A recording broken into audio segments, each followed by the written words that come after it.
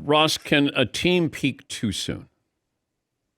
Yes, no question. Can the We, Lions be peaking too soon? I don't think so because of how injured they are on the defensive side of the ball.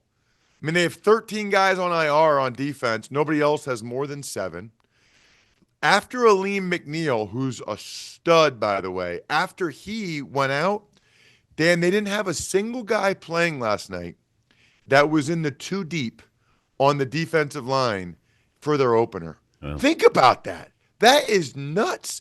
They're playing with all guys off the street or practice squad guys and still beating the Green Bay Packers in a game like that. It's incredibly impressive. I mean, I'm watching Quan Alexander and Jamal Adams make some plays. They just signed both those guys this week, yeah. and it's a Thursday game.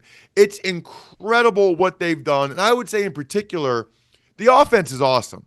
But for them to be good enough on defense to win these games with some of the guys they're playing with is super impressive.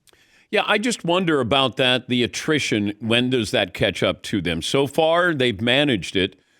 But this is where I go back, and I said at the start of the show, I think the Eagles are the most balanced team in football right now, and maybe the best team in football right now.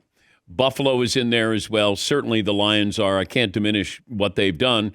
I just have to look at the bigger picture here, and that is at some point in the postseason, you're going to have to stop somebody.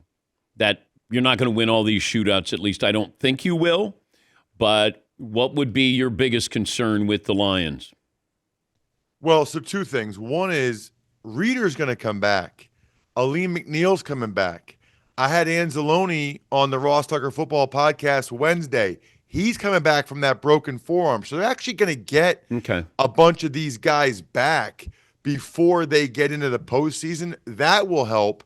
And the number 1 seed is just huge. I mean, being able to not have to play that first week, so you get more people healing. And then I can tell you last night, and I know some people said on the television broadcast that maybe they couldn't hear the crowd. It was loud, really loud. I thought it affected the Packers a little bit. My biggest concern, Dan, about the Lions is 4th down variance, right? You know, they're very aggressive, and they were 3 out of 4 last night, and it's a big reason why they won the game. And on a lot of those instances, they are going with the numbers and what the percentages say. But the percentages and the numbers don't know it's the NFC Championship game, and they don't care. You know what I mean? Like, they don't care. So, you know, let's say it's 50% on a lot of 4th down conversions, right? Well, they were 75% last night. They were 3 out of 4.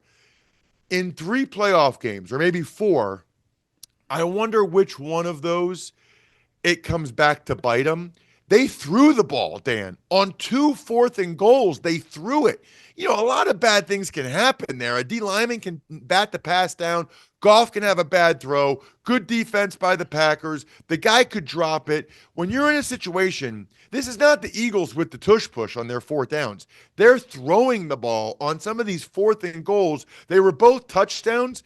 They're in one of the playoff games. It's not going to happen for them. They're gonna go 1 for 3 on 4th downs, and it might be what costs them.